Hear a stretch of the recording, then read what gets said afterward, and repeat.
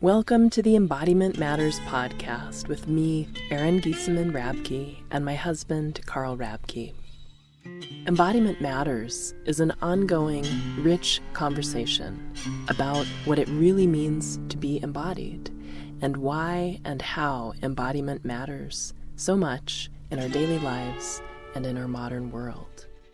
You can find out more about our wonderful guests, about our work. You can sign up for our newsletter and find out how to become a supporting member of our podcast online at embodimentmatters.com. In this conversation, we speak with Francis Weller. And Francis is a writer, psychotherapist, and soul activist. And he has a beautiful way of weaving together different traditions from psychotherapy, anthropology, mythology, different poetic traditions, indigenous cultures, alchemy. And Francis is the author of The Wild Edge of Sorrow, Rituals of Renewal, and the Sacred Work of Grief, which I don't know anyone who's read that book who hasn't been deeply touched by it.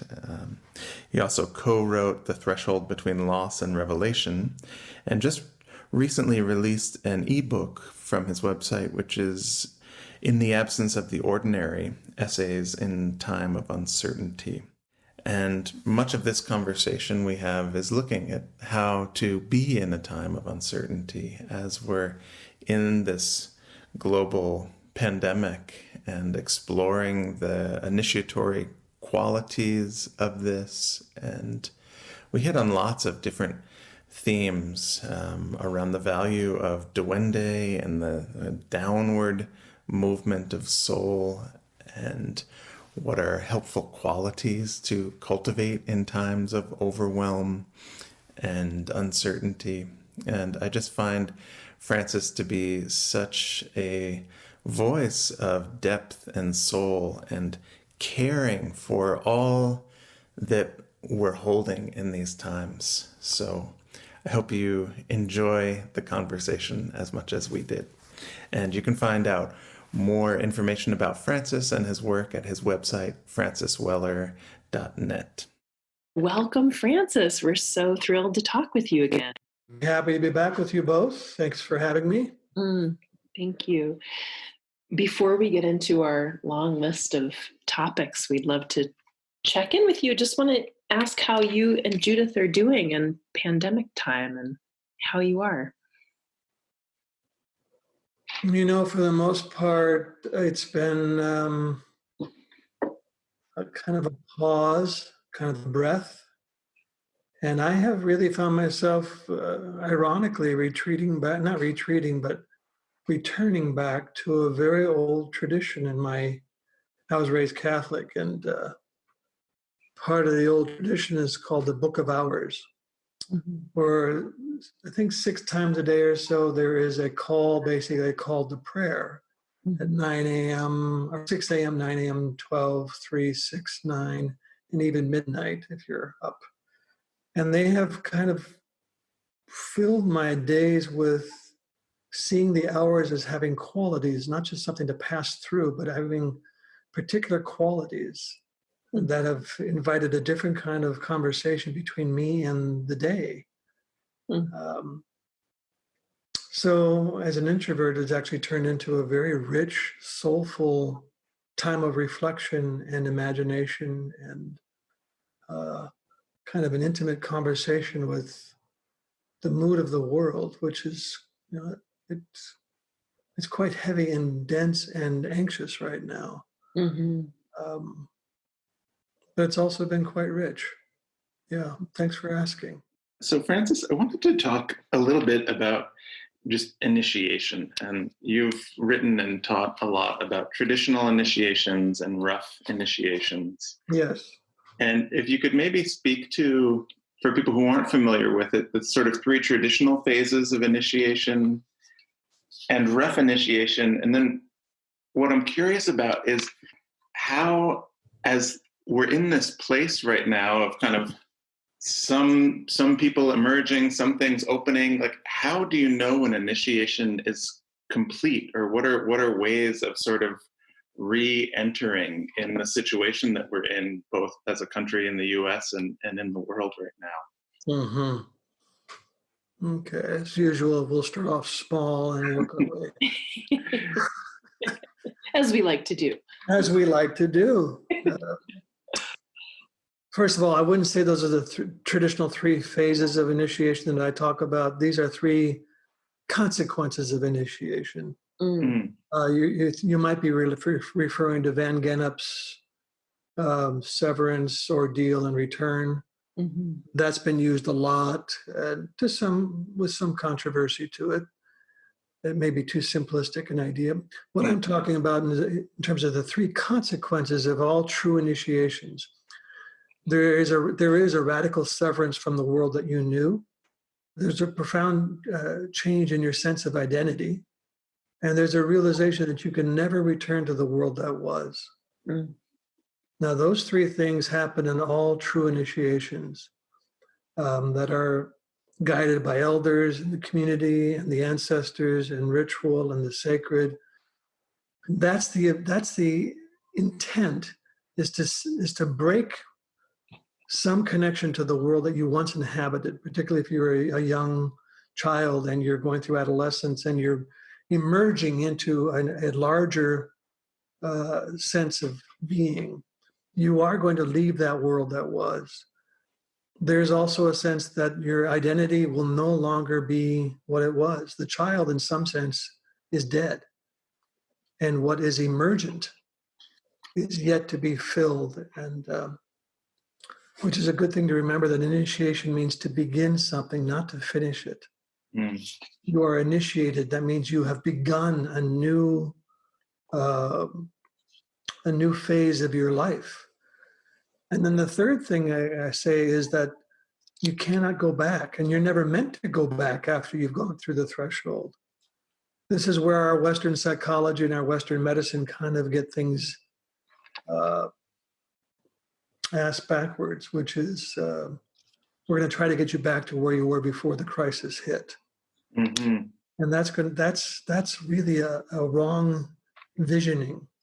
Even in trauma, even in rough initiations, I don't want to get back to where I was.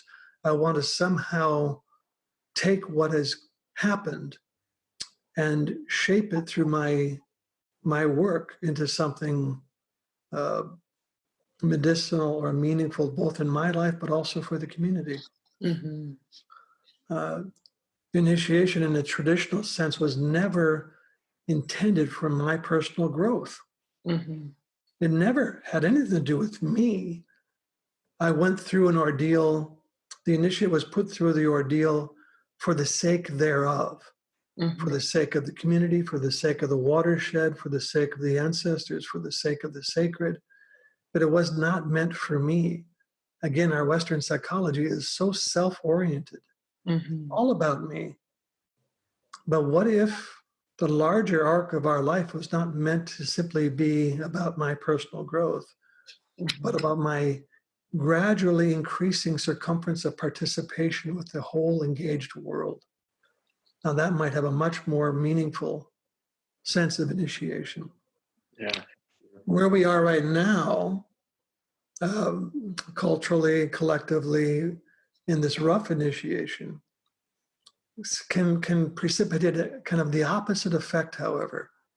Rough initiation, like trauma or illness or these kind of tragic ordeals, have the tendency to kind of shatter us into the most isolated sense of identity. Mm-hmm. If you've worked, and I know you have worked with people who have gone through traumas, and you yourselves have probably tasted some. Mm-hmm. Whereas traditional initiation was meant to break the identity out into its larger, encompassing sense of self. I am part moon, part rose, part songbird. You know, I become part of all of it. Trauma has the inverse effect. I am fragmented out of the cosmic sense of participation and belonging. Mm-hmm. And that's where we end up with a lot of our traumatic experiences, is isolated, cut off, ashamed, lonely. Mm-hmm. And healing is a matter of suturing those tears in our coat of belonging. And we can get into that in a minute if you'd like. But those are kind of my first thoughts about your question, Carl. Yeah. Yeah, I love that. Just thinking of where we are now collectively, like how to suture these tears and these challenges into a larger suit of belonging. Well, when I did a series of talks, I think it was last year, the year before last year, on initiation, and how psyche, in the absence of traditional practices, still insists on some kind of confrontation that has the potential to break us through. And I laid out several premises. One of them is that initiation is not optional. The second premise was that human beings are shaped, that we are made through the encounters we have in our lifetime. I forget the third premise. But the fourth premise was, even though initiation is not optional, you can still miss the bus. Right. In other words, even if you're confronted with these ordeals, which we are all being faced with right now, it does not guarantee ripening.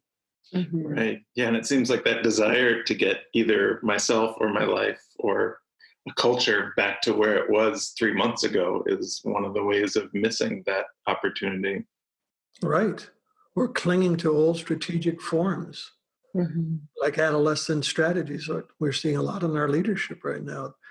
That's not ripening through the ordeal. The heat of this circumstance is not cooking them into something more spacious, more welcoming, more conscious of the fact that we are all entangled in this together. So you can still miss the bus, even if everything is set in front of you. It does not guarantee that you will cross that threshold in any meaningful way. You can still insist on being an adolescent. I'd love to ask Francis about something that you say so beautifully in one of your, both in our conversations, but in one of your essays in this collection, In the Absence of the Ordinary, about what it's in one of my, actually, I kept reading the essays and thinking, oh, this is my favorite. Oh, this is my favorite. But one of my favorites, I really want to say, is the second one that's called Some People Wake Up. And it's about initiation and becoming an elder. And there's something about, you just speak to so beautifully about an elder being someone who has metabolized, I might not get your words exactly right, but grief or trauma or sorrow into something that becomes medicinal for not only themselves, but for the community. And I'm curious about that right now when a lot of people are maybe metabolizing sorrow or grief, or at least being confronted with it.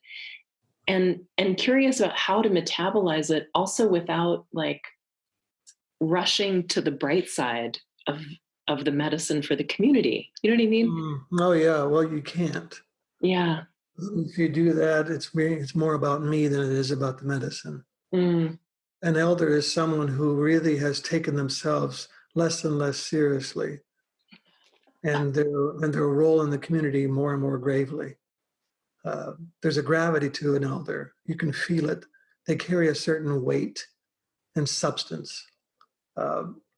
But again, has nothing to do with them having a CV or a resume. It's just that for whatever reason, they have found themselves face to face with life's troubles, and they have steered into them rather than away from them, which is a huge choice point in our lives.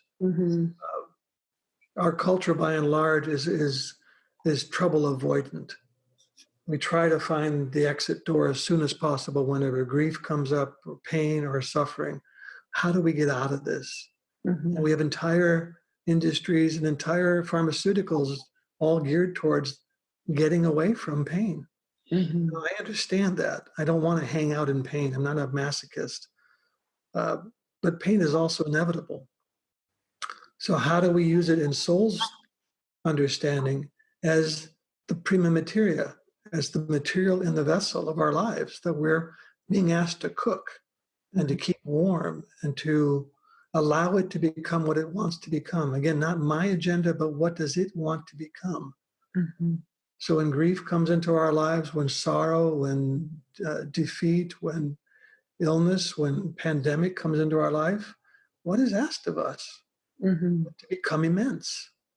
And an elder is someone who has profound spaciousness inside of them, that they can welcome and hold most anything that comes to their feet.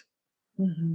James Hillman once said, that the issues that we are confronted by are not meant so much for resolution as they are for spaciousness. How big can we become?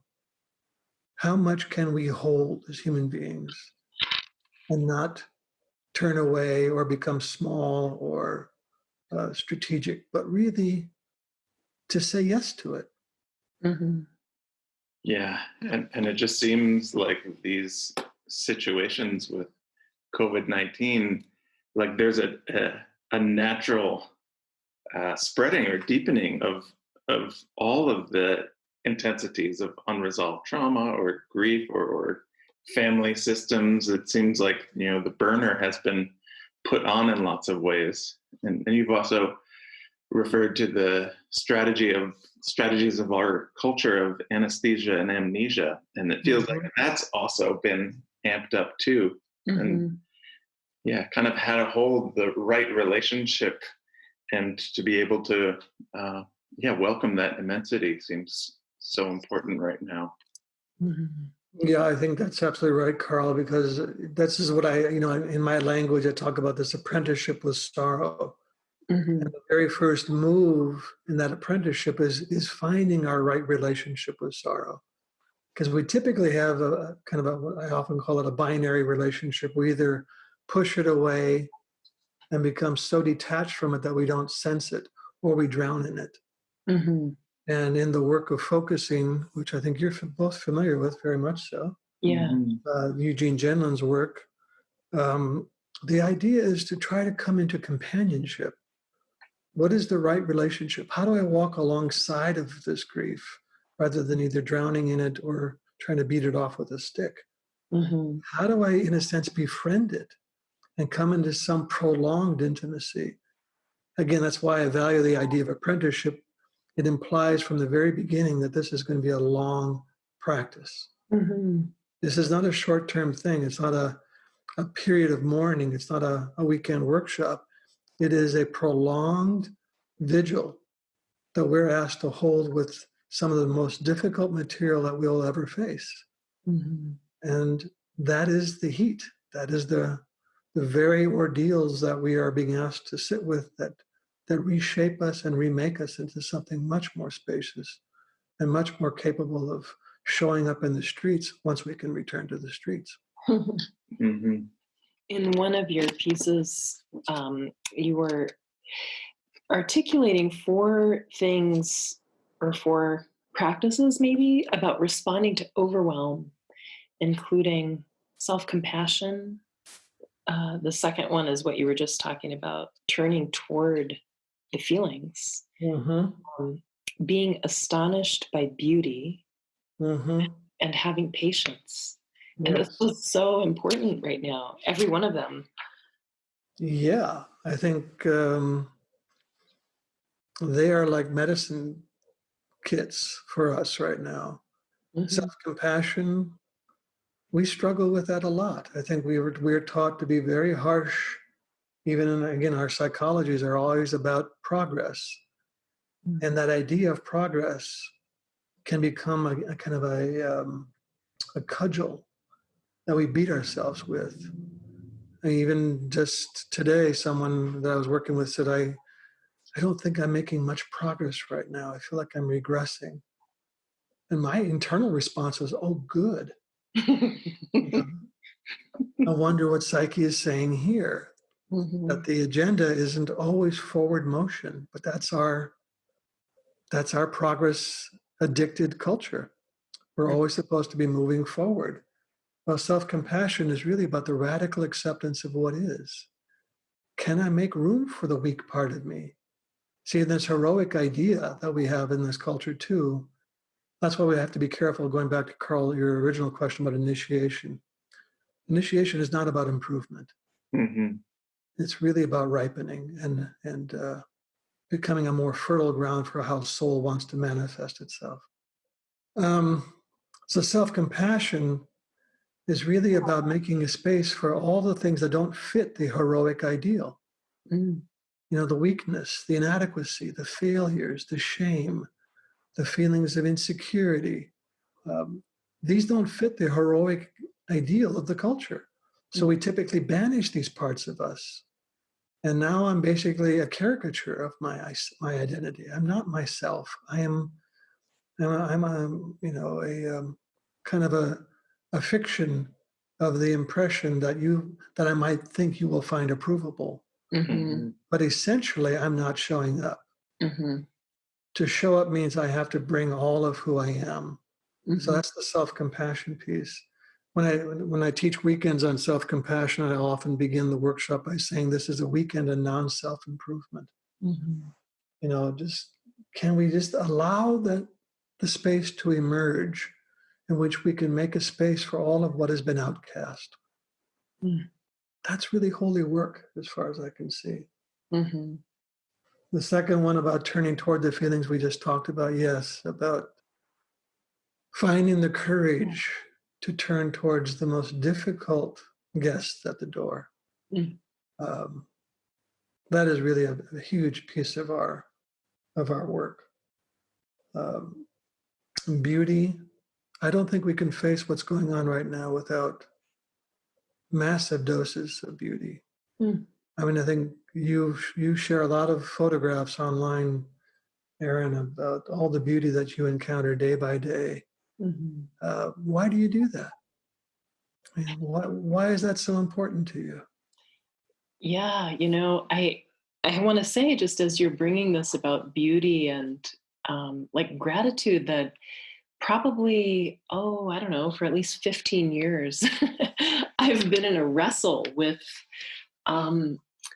this question around, is it okay to revel in the beauty when there's so much struggle and suffering in the world? And sometime in the last year, maybe I've wrestled with that question long enough that it landed like, it's not only okay, it is an absolute responsibility, to Yeah. receive it and praise it. And I feel teary just talking about it right now. No. It feels so important to me. We need it as ballast for everything. Well, yeah, I think what was John O'Donohue saying? Life without the experience of the beauty of the beautiful would be unbearable. Mm-hmm. Totally. So imagine trying to, endure COVID-19 or, our government without daily doses of beauty. It Mhm. would become unbearable quickly.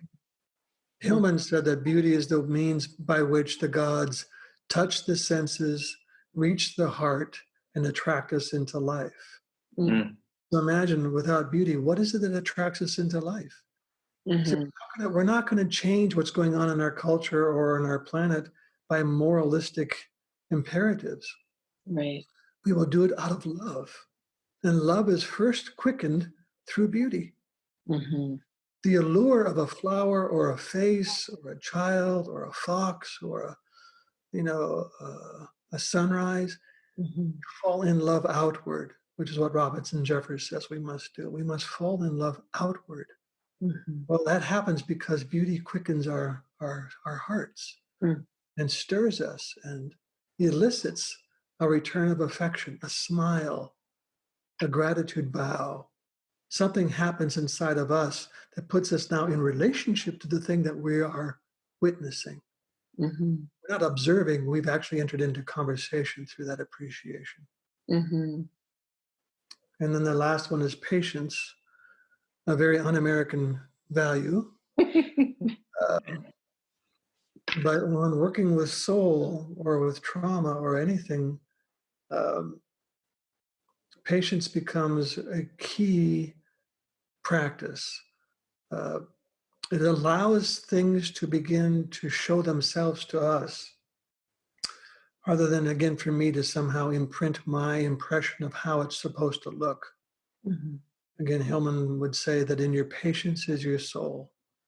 What are you willing to sit with day after day, hour after hour, for the long vigil again?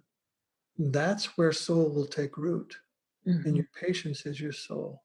Mm-hmm. Not so much in your accomplishments, not so much in your what you've achieved or your productivity. But what if patience became a soul value that we really honored? Mm-hmm.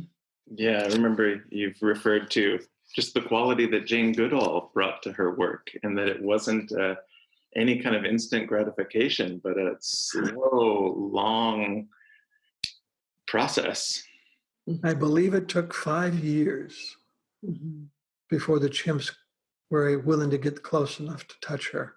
Mm-hmm. Imagine if we had that kind of fidelity, Mm-hmm. if we could sit with our unfinished pieces that long, with that amount of tolerance to allow something to unfold rather than to push it and force it. That I'm glad you brought that up, Carl, because she's kind of a hero, and to me, it just really the icon of someone who really knows what it means to keep that vigil, that fidelity for the long walk, and we absolutely need that right now. Mm-hmm. This pressure to open the country back up again and the economy back up again shows a complete lack of patience Mm-hmm. and a complete lack of understanding of village mind. Mm-hmm. We talk about freedom, but freedom without the village mind is anarchy. Mm-hmm. And if you look at that word anarchy, it's anarchi, without archetypes, Mm-hmm. without those forms and foundational behaviors that actually shaped us into human beings, knowing how to be in relationship to each other and to the watershed. Mm-hmm. So now we are without archi, without these grounding forms, and it's all about me. Again, the absurdity of the individualism right now under the rubric of freedom, and it's causing tremendous suffering because we do not know how to think. Well, another one of those values that's very under recognized is restraint. I love that essay too. That's another one of my 14 favorites. Yeah, I wrote about that too in this little book. That restraint is really one of those almost completely unrecognized practices and values of knowing how to hold back, how to not move forward, even if you can, for the sake of something larger to emerge. I love restraint. I think it's incredibly important. Mm-hmm. Outcast value. Yeah, well, and it seems so important now as far as moving forward and climate, and I think just the way that these last months have sort of brought an external constraint on activity and travel. Like what if restraint was something that was a celebrated value of, can I travel less? Can I make less? Can I expand less? I think it's really important. Mm-hmm. Yeah, I think what happens currently is this restraint, or the constraints, as you're calling it correctly, is it puts us face to face with this profound feeling of emptiness. Mm-hmm. And we freak out when we get close to that abyss. We don't know how to get close to it without running frantically towards what I call secondary satisfactions, busyness, addictions, power, status, distractions of all kinds. Mm-hmm. But what we really need to do is find the courage to sit at that and dangle our feet over the edge of that void and begin to have a conversation with it.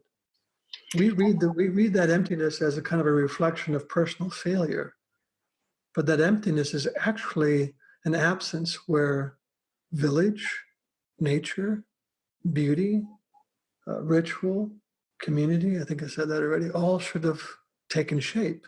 Mm-hmm. And when that failed that curve, there is this sense of emptiness. I hear about it all the time in my practice.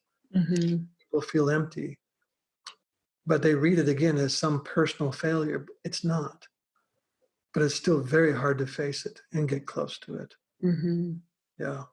I'm thinking about, you almost said it differently in your own words, but Paul Shephard's quote, and then Yeah. I have several quotes from your essays I'd love to invite you to maybe read, and I can if you don't want to look it up, but on page 45, there's one where you unpack a little bit Paul Shephard's phrase about this, where the great otherness should be, about opening ourselves to take in the sorrows of the world. And that before either you read that or I read that, I want to say, like, it's so tender to me to meet and work with so many people who are terrified to open in that direction and then find a different, I don't know what to say, like a kind of courage that when facing what is, there's a kind of empowerment instead of a collapsing in the face of it, often. You know? Right. Right. Well, if we do have the courage to come into that conversation, it does break out. It does break us out of our isolation, and we come back. We come back into that beautiful and strange otherness. The quote you're referring to is Paul Shephard was being interviewed by Jonathan White for a collection called "Talking on Water," and I can't remember the question, but his response was, "The grief and sense of loss that we often attribute to a failure in our personality is actually a feeling of emptiness, where a beautiful and strange otherness should have been encountered." Mm-hmm. And that passage just strikes me so deeply. Mm-hmm. Shepherd was referring to that our myopia, our failure to kind of maintain the intimacy, the conversation with the natural world, has created this breach. There's this gap between the human and the more than human world. But I think it goes even further than that. I think we're supposed to see that beautiful and strange otherness in each other's eyes. Mm-hmm. That this kind of the incipient domestication that all of us have gone through has dulled that brilliance in our eyes. Mm-hmm. And we don't really see it. And I think we miss that. I miss seeing that in other eyes, my own eyes. You know, I want to see that flame. I want to see that beautiful and strange otherness in me, as well as the people I'm sitting with. Mm-hmm. That would be if we could put a goal on therapy or this kind of work, that would be a beautiful goal, which is to help us re-inhabit our own beautiful and strange otherness, rather than trying to kind of conform into some sense of mediocrity. That sense of being normal puts us in the middle of everything, and the soul did not come here to be in the middle. It came to be eccentric.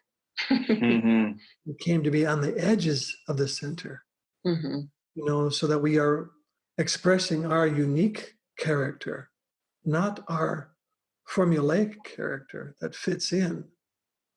But that gets us all the way back to that sense of the failure of belonging and how much we then substitute conformity for a true sense of belonging.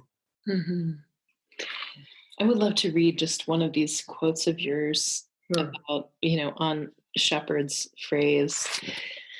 When we open ourselves and take in the sorrows of the world, letting them penetrate our insulated hut of the heart, we are both overwhelmed by the grief of the world and in some strange alchemical way reunited with the aching, shimmering body of the planet.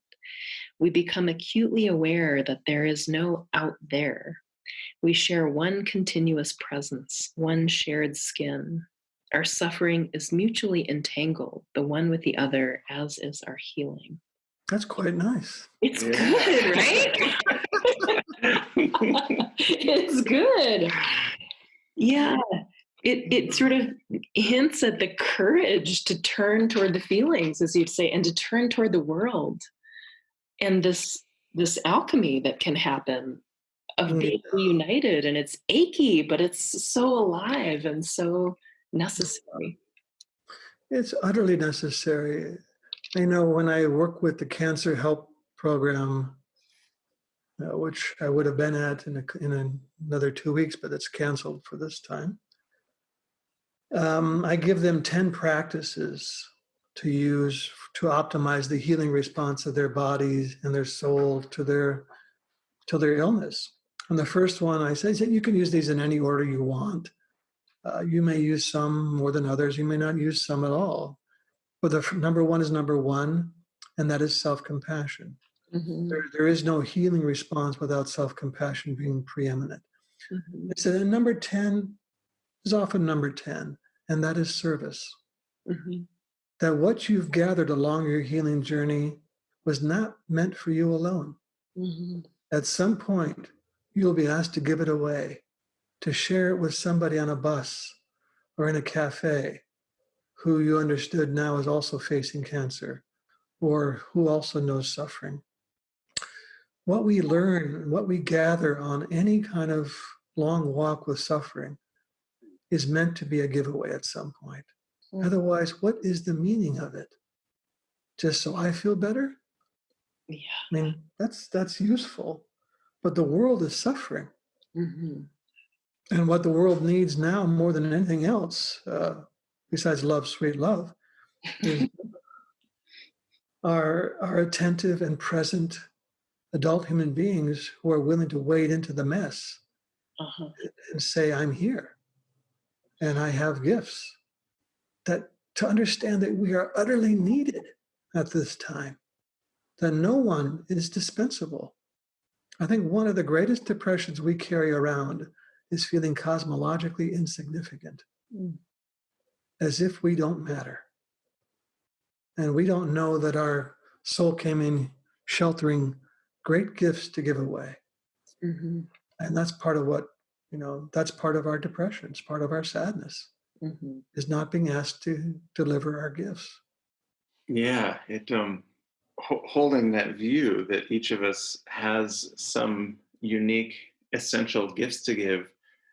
What comes to mind is just what's different in how we hold ourselves and others when that's the come from versus the way in our country and just around the world, these sense of vast oceans of otherness are happening between, the mask wearers and the not mask wearers, or the right and the left. And I would love for you to just talk a little bit about how to hold those sort of deepening cultural gaps with this, from this perspective of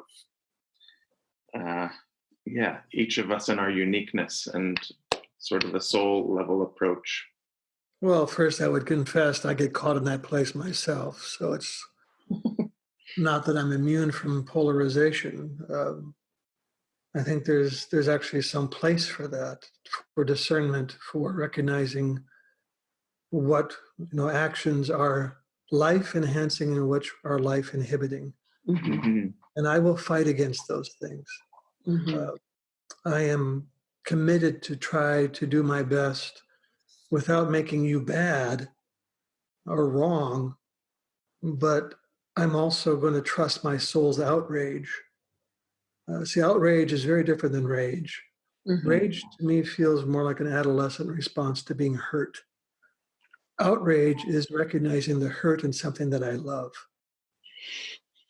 And if I'm in love with this world and I see decisions being made that would compromise the integrity of the ecosystem or community, I'm not going to be neutral. Mm-hmm. I am going to respond. And I think the trick is, how do we respond in ways that remain relational?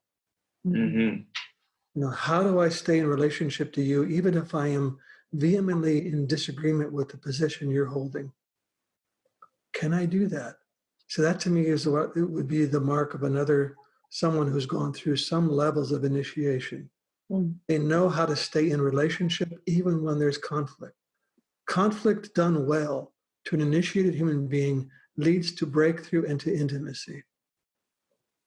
You know, that's really the difficult skill we need right now. It's easy to polarize. It's easy to make someone wrong in our mind. It's much harder to say, I disagree, but I'm still in relationship with you. Yeah. We are in this mess together. Mm-hmm. I mean, no one is exempt right now. I don't know if this feels like too much of a subject jump or if we can go here, but I would love for you to talk a little bit about duende.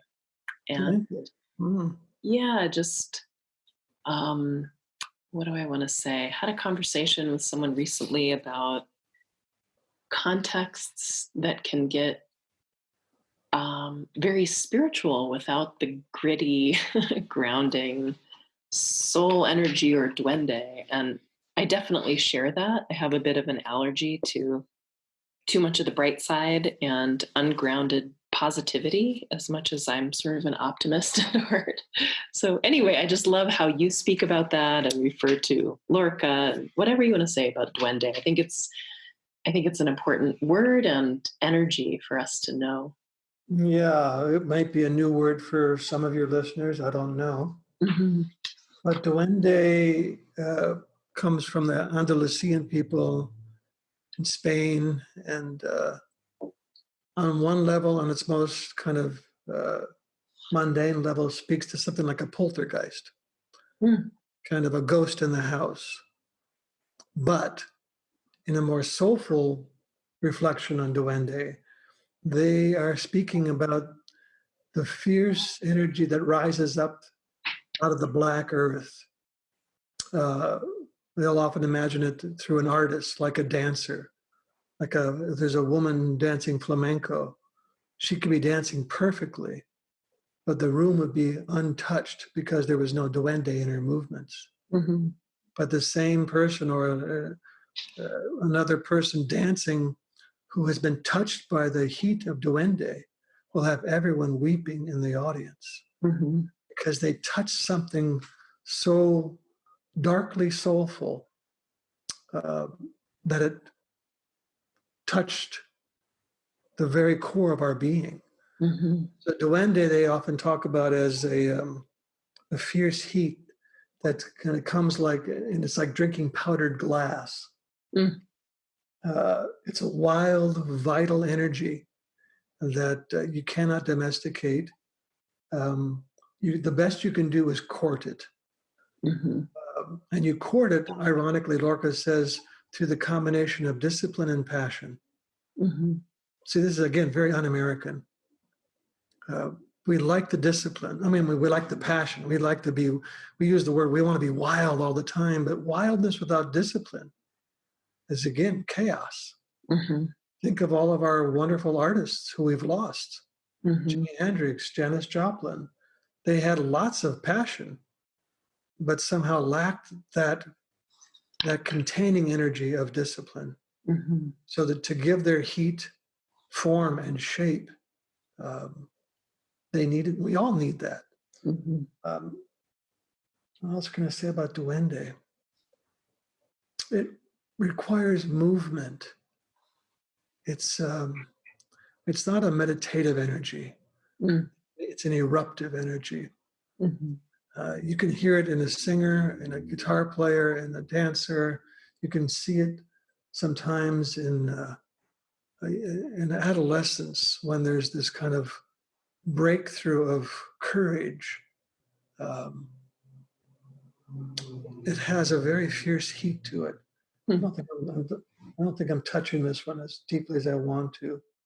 Is it related to the way in which, when you speak alchemically, you talk about the negredo, the darkening phase?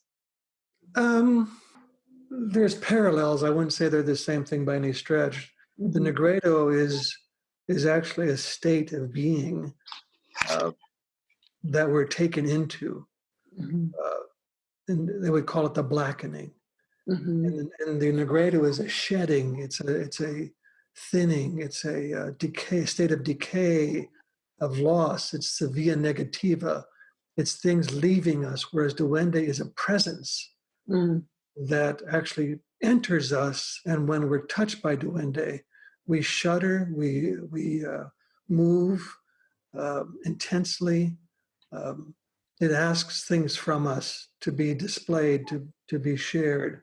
Mm-hmm. So it's quite different than the Negredo, Mm-hmm. but they both come into the territory of darkness, Mm. which I think we could spend a couple minutes on. Mm-hmm. Because darkness in Western culture is negative. Mm-hmm.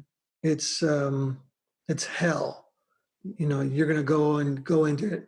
Or they entered into a state of great darkness. Well, that state is frequently associated with depression, with flatness. But darkness in the old imagination was as sacred as the light. Mm-hmm. It had a very different quality to it. I mean, I often use the images of, like, think about your heartbeat right now. Mm-hmm. It's happening in utter darkness. Mm. And yet we hope it never sees the light of day. Mm. We hope the tree roots remain wonderfully encapsulated in darkness, Mm-hmm. so that the magic that happens there to transmute minerals and water into tree, into fruit, continues to happen. Mm-hmm. So much happens in the darkness that I consider it to be, exquisitely holy. Mm. Rilke talked about the darkness oftentimes in his poetry. Mm-hmm. One of my favorite lines of his is, "And yet, no matter how deeply I go down into myself, my God is dark, and like a webbing made of 100 roots that drink in silence." Mm. It is so exquisite. Mm. My God is dark, Mm-hmm. and like a webbing made of 100 roots that drink in silence. Wow. Yeah. There's so much that goes on underground. Mm-hmm. We know so little about what's happening. Psyche knows much more. Mm. Call it the unconscious, but it's actually we who are unconscious of it. It knows damn well what it's doing, Mm-hmm. but we're oftentimes just trailing behind, trying to keep up. You know? Mm. It's beautiful. I love just being with those roots right now. Mm-hmm. Another one of Lorca's lines about Duende, he says, that Duende's arrival always means a radical change in forms. Yeah. So it's not something you engage lightly, Right. because it will shake the house. Mm-hmm. It will level the house. And you can only tolerate that so often. Right. Mm-hmm. Again, we don't want to idealize it, but it's something that brings depth and significance and meaning into our lives, particularly when we become too pure and too light-sided. Mm-hmm. How do we really navigate and engage those qualities of darkness? Yeah. Yeah, I think that's how I relate to it from the historical in my own life, like tension of I don't know what, trying to be pure or something like that, and the relief, and lately I just am so reveling in the connection of the words about human and humus and humanity and humor, and just this like coming down to earth with a little less performance or something, a little more grit. I relish that so much. Well, I forgot the title of that essay you're referring to is called "Baptized by Dark Waters." Mm-hmm. There's not a Lorca line that whoever is touched by Duende is baptized by dark waters. Mm-hmm. So there we're talking about baptism, which is, in the Christian tradition and many traditions, is basically consecrating you to the sacred. Mm. But what would it mean to be baptized by dark waters? Mm. See, that's a whole different imagination. Mm-hmm. Yeah. That what's coming up is blessing me into a confidence that arises up out of the dark. I just have some wish for that for us collectively right now in this time, because a lot of folks are struggling in various ways. And Oh, absolutely. to be, Yeah. just as I'm not going to repeat it as beautifully as you just said it, so I'll just leave it as you said it. But Well, we need disciplines of the dark. mm-hmm. Yeah. How do we walk into that darkness? There will be fear because we're walking into the unknown. fear does not disqualify the entry point. It just means that we're walking beyond what is familiar. And can we, in this moment, rather than trying to scramble back to everything that we know, can we live in that unknown place? Mm-hmm. Yeah. You know, can we engage it and let it inform us? Yes. Through dreams, through imagination, through art. But yeah, disciplines of the dark. Again, read Rilke. Yes. Yeah. Well, it seems like such a time where, it's not about the productivity and the ascension, but like what roots or invisible seeds could be growing through this Yeah. challenge of the last months. Yeah. I mean, that is the Negredo. Yeah. This is a time of descent. It is not a time of ease and confidence and success and power. It is a time of letting go, of allowing, listening. Mm-hmm. Those are all disciplines of the dark. It's something like, I think you share this in one of your essays too, about decentering yourself or the human and leaning a little bit more into what is being asked of me right now, rather than just, what do I want? Yeah, that's a beautiful line from Robinson Jeffers, where he says, we must uncenter the human a little. And I took that idea of what it would mean to uncenter our minds, because, again, in Western psychology, we're always talking about getting centered. Right. But what if we live in a multi-centric cosmos? Yeah. And to enter into that, I have to become uncentered a bit and enter into the multiplicity of all these other centers that are manifesting in flowers and in clouds and in conversations. There are many, many centers, all inviting a rapport between you and the other. Mm-hmm. But when we're so encapsulated in our own center, trying to get centered, well, again, nothing wrong with that by all means, but I also want to live in a multi-centric world.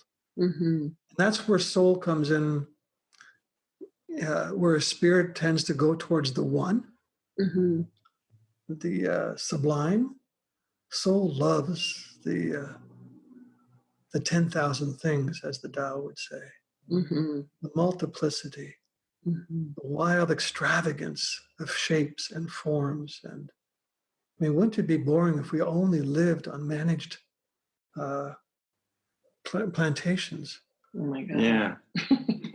To walk into a wild forest, a climax forest, is to really engage that multiplicity Mm-hmm.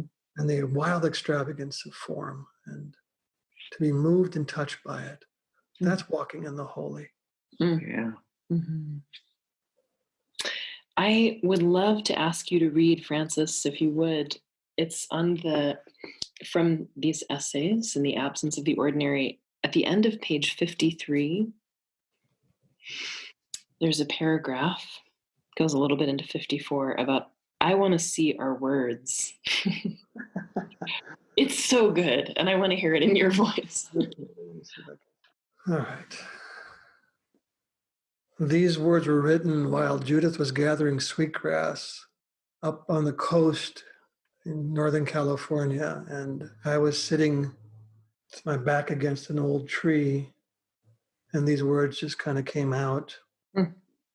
And I said, I want to see our words jump off the ground, erupt from a sensual earth, musty, humid, gritty. I want to taste words like honey, sweet and dripping with eternity. I want to hear words coming from my mouth and your mouth that are so beautiful that we wince with joy at their departure and arrival. I want to touch words that carry weight and substance, words that have shape and body, curve and tissue. I want to feel what we say as though the words were holy utterances surfacing from a pool where the gods drink. What if our words could once again echo the larger reality of the sacred and not solely the world of economics? But that would take an act of remembrance, a slowing downward into a state of presence, awareness, and being. And this means being in the world. Enough of this talk that makes us strangers. I want to know I belong here. And if my words can say to you that I'm a man of this earth, this particular piece of earth, then I will feel like I have arrived.